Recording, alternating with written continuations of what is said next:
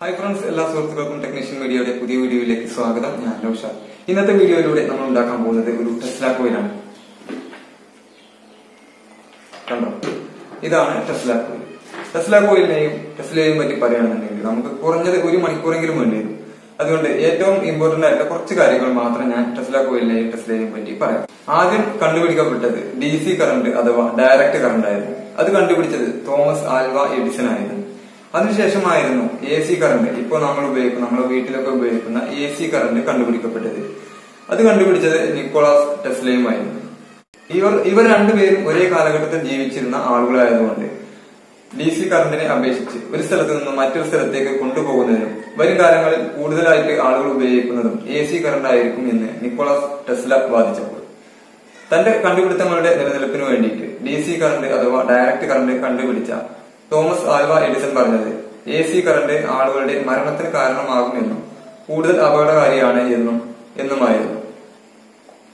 ഇങ്ങനെ AC current അപകടകാരിയല്ല എന്നും wireless ആയിക്കൊണ്ട് തന്നെ ഒരു സ്ഥലത്ത് നിന്നും മറ്റൊരു സ്ഥലത്തേക്ക് ഇലക്ട്രിസിറ്റിയെ കൊണ്ടുപോകാൻ സാധിക്കും എന്നും തെളിയിക്കുന്നതിന് വേണ്ടിയിട്ടാണ് നിക്കോളാസ് ടെസ്ല ഈ ഒരു ടെസ്ല കോയിൽ കണ്ടുപിടിച്ചിട്ടുള്ളത്. അതുകൊണ്ടാണ് ഇതിന് ടെസ്ല കോയിൽ എന്ന് പേര് വന്നിട്ടുള്ളത്.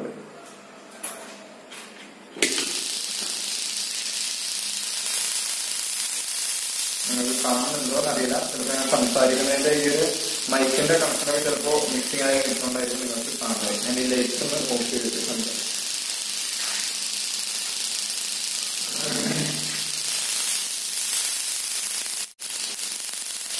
പ്രവർത്തിക്കുന്നത് കാണാം. കൃത്യമായിട്ട് കാണുന്നുണ്ടോ എന്നറിയില്ല. കാരണം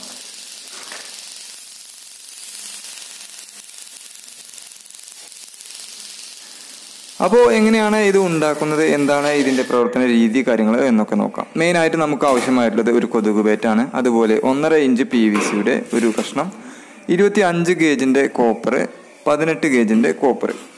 അതുപോലെ ഇതെല്ലാം കൂടി സെറ്റ് ചെയ്ത് വെക്കുന്നതിന് വേണ്ടിയിട്ട് ഒരു എമർജൻസിയുടെ സ്റ്റാൻഡ് ഞാൻ എടുത്തിട്ടുണ്ട്.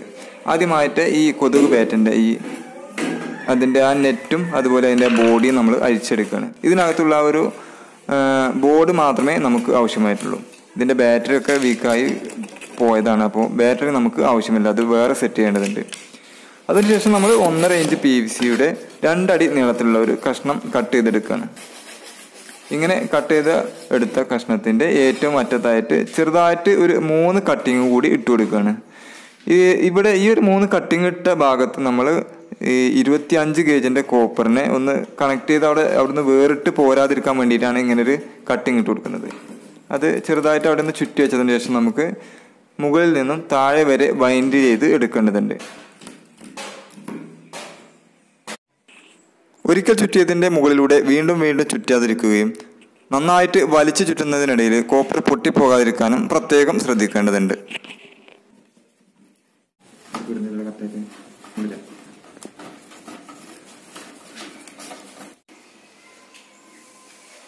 ഈ ഒരു ടെസ്ല കോയിലിന്റെ വർക്കിൽ ഏറ്റവും കൂടുതൽ ബുദ്ധിമുട്ടുള്ള ഒരു വർക്കാണ് ഈ ഒരു വൈൻഡ് ചെയ്ത് എടുക്കുക എന്നുള്ളത്. കാരണം ഒന്നിന്റെ മുകളിലൂടെ കയറിപ്പോയി കഴിഞ്ഞാൽ കാണാനൊരു വൃത്തി ഉണ്ടാവില്ല. അപ്പോൾ അങ്ങനെ കയറി പോകാതിരിക്കുകയും വേണം. അതേപോലെ തന്നെ വൈൻഡ് ചെയ്യുന്നതിനിടയ്ക്ക് നമ്മൾ വിട്ട് കഴിഞ്ഞാൽ ആദ്യം മുതൽ നമ്മൾ വീണ്ടും ചുറ്റേണ്ടി വരും. അപ്പോൾ ഒരുപാട് കാര്യങ്ങൾ ശ്രദ്ധിക്കാണ്ട് നല്ല കെയർഫുൾ ആയിട്ട് തന്നെ ഇത് ചെയ്യേണ്ടതുണ്ട്. അപ്പോൾ അതിന്റെ മുഴുവൻ വീഡിയോ കാര്യങ്ങളും ഞാൻ ചെയ്ത് കാണിക്കുന്നില്ല. ഏകദേശം ഒരു 6 മണിക്കൂർ എടുത്തിട്ടാണ് ഞാനിത് മുഴുവനായിട്ടും കറക്റ്റായിട്ട് വൈൻഡ് ചെയ്ത് എടുത്തത്. 2850 ചുറ്റാണ് ഇതിൽ ഞാൻ ചുറ്റി വെച്ചിട്ടുള്ളത്. ഇനി നമ്മൾ ഇതിന്റെ 2 അറ്റവും ഇൻസുലേഷൻ ടൈപ്പ് കൊണ്ട് ചുറ്റി വെക്കുകയാണെങ്കിൽ ചിലപ്പോൾ അഴിഞ്ഞ് പോരാൻ സാധ്യതയുണ്ട്.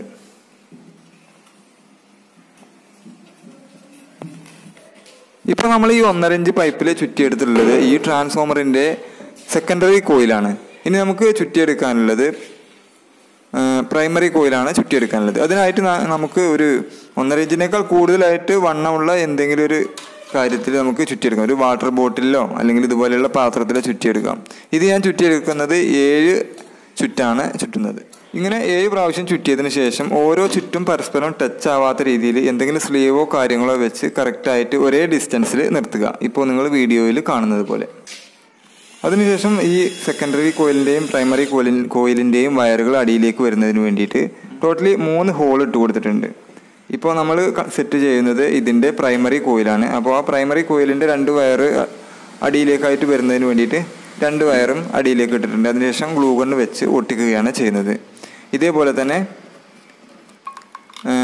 സെക്കൻഡറി കോയിലിനെ പോലെ തന്നെ കറക്റ്റായിട്ട് ഈ പ്രൈമറി ചിറ്റിൻ്റെ കറക്റ്റ് നടുകിൽ വരുന്ന രീതിയിൽ ഗ്ലൂ ഗൺ വെച്ച് ഒട്ടിച്ചു കൊടുക്കുകയാണ് ചെയ്യുന്നത്.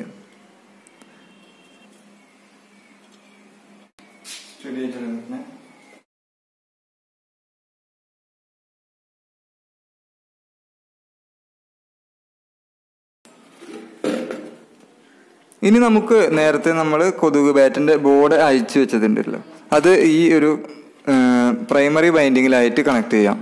അത് സോൾഡറിങ് ചെയ്ത് പിടിപ്പിക്കുന്നതിന് മുമ്പായിട്ട് ആദ്യം ആ കോപ്പറിൽ നിന്ന് ചുരണ്ടിയതിന് ശേഷം നന്നായിട്ട് സ്ട്രോങ് ആയിട്ട് സോൾഡറിങ് ചെയ്ത് പിടിപ്പിക്കുക. അതേപോലെ തന്നെ നമുക്കൊരു ആർക്ക് ഡിസ്റ്റൻസ് ഉണ്ടാക്കേണ്ടതുണ്ട്. ആർക്ക് ഡിസ്റ്റൻസ് ഉണ്ടാക്കുന്നതിന് വേണ്ടിയിട്ട് ഞാനൊരു വാട്ടർ ബോട്ടിലിൻ്റെ ക്യാപ്പ് വെച്ചിട്ടാണ് ചെയ്യുന്നത്.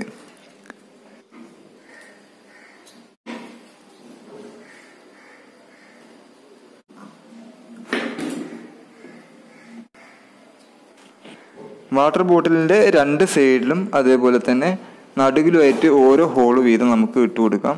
അതിനുശേഷം നടുകിലായിട്ട് ഇട്ട് കൊടുത്ത ഹോളിലൂടെ ഒരു സ്ക്രൂ ഇട്ട് അത് ആ ബോഡിയിൽ നമുക്ക് ഉറപ്പിച്ചു വെക്കാം.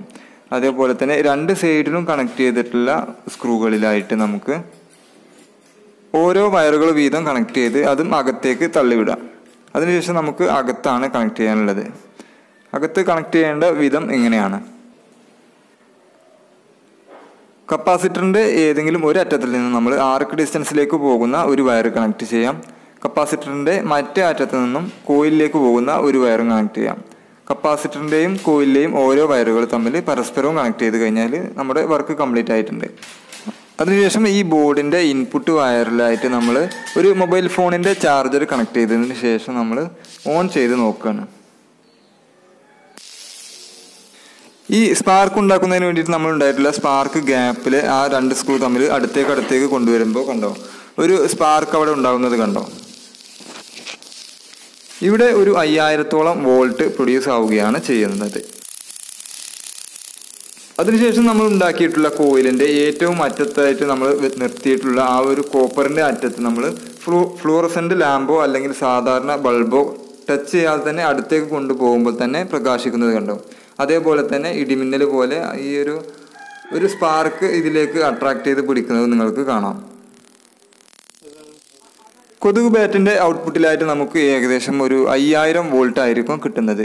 അതിനെ നമ്മൾ വൈൻഡ് ചെയ്തെടുത്തിട്ടുള്ള ഈ ഒരു കോയിലിലൂടെ കടത്തിവിട്ട് അതിനെ ഒരു 30000 വോൾട്ടാക്കി മാറ്റുകയാണ് ചെയ്യുന്നത്. നിക്കോളാസ് ടെസ്ല കണ്ടുപിടിച്ചിട്ടുള്ള ഹൈ വോൾട്ടേജ് ട്രാൻസ്ഫോമറിൻ്റെ ഏറ്റവും ചെറിയ ഒരു പകർപ്പാണ് നമ്മളിവിടെ ഉണ്ടാക്കിയിട്ടുള്ളത്. ഇതിൽ ഹൈ വോൾട്ടേജ് പ്രൊഡ്യൂസ് ചെയ്യുന്നത് കൊണ്ട് നമ്മളിതിൽ ടച്ച് ചെയ്താൽ നമ്മളെ ഷോക്ക് അടിക്കും ചെറുതായിട്ട്, എന്നാലും അപകടമൊന്നും സംഭവിക്കുന്നില്ല. തുപ്പരിവാളൻ എന്ന തമിഴ് സിനിമ കണ്ടിട്ടുള്ളവർക്ക് ചിലപ്പോൾ ഈ ഒരു കോയിൽ ഓർമ്മയിലുണ്ടാകും. അതിലെ വില്ലന്മാർ ഇടിമിന്നലേൽപ്പിച്ച് ഒരാളെ കൊല്ലുന്നതിന് വേണ്ടിയിട്ട് ഇതുപോലെ ഒരു ടെസ്ല കോയിലും ഇതുപോലെ ഒരു ഹൈ വോൾട്ടേജ് ട്രാൻസ്ഫോമറും നിർമ്മിക്കുന്നുണ്ട്. ഇത് കൊതുക് ബാറ്റ് ഉപയോഗിച്ചുകൊണ്ടാണ് നമ്മൾ ചെയ്തത് എന്നുണ്ടെങ്കിൽ നമുക്ക് ഇതിനേക്കാൾ ഹൈ വോൾട്ടേജ് കിട്ടാനായിട്ട് നമുക്ക് പഴയ മോഡൽ TV-ക്കകത്ത് വരുന്ന LOT ഉപയോഗിച്ചുകൊണ്ട് ഇതേ പ്രോസസ്സ് ചെയ്യുകയാണെന്നുണ്ടെങ്കിൽ യഥാർത്ഥത്തിൽ ഒരു ഇടിമിന്നൽ ഉണ്ടാകുന്ന അതേ രൂപത്തിൽ നമുക്ക് കിട്ടും. അമേരിക്ക, ബ്രിട്ടൻ, കാനഡ എന്നീ രാജ്യങ്ങളിലായിട്ട് 278ഓളം കണ്ടുപിടുത്തങ്ങൾക്ക് പേറ്റന്റ് നേടിയിട്ടുണ്ട് നിക്കോളാസ് ടെസ്ല. അദ്ദേഹം കണ്ടുപിടിച്ചിട്ടുള്ള ടെസ്ല കോയിൽ ഉൾപ്പെടുന്ന എല്ലാ കണ്ടുപിടുത്തങ്ങളും സെർബിയയിലുള്ള ബെൽഗ്രേഡ് എന്ന് പറയുന്ന സ്ഥലത്ത് അദ്ദേഹത്തിന്റെ മ്യൂസിയത്തിൽ ഇപ്പോഴുമുണ്ട്. 1856 ജനിച്ച അദ്ദേഹം 1943 മരണപ്പെട്ടു. ഇതാണ് അദ്ദേഹത്തിന്റെ എല്ലാവരും മനസ്സിലാക്കി വെക്കേണ്ടുന്ന ചെറിയൊരു ചരിത്രം. ഈ വീഡിയോയെ പറ്റിയുള്ള നിങ്ങളുടെ വിലയേറെ അഭിപ്രായങ്ങളും നിർദ്ദേശങ്ങളും കമന്റായിട്ട് അറിയിക്കുക. പുതിയൊരു നല്ല വീഡിയോയുമായിട്ട് അടുത്ത ശനിയാഴ്ച വീണ്ടും കാണാം. Good bye.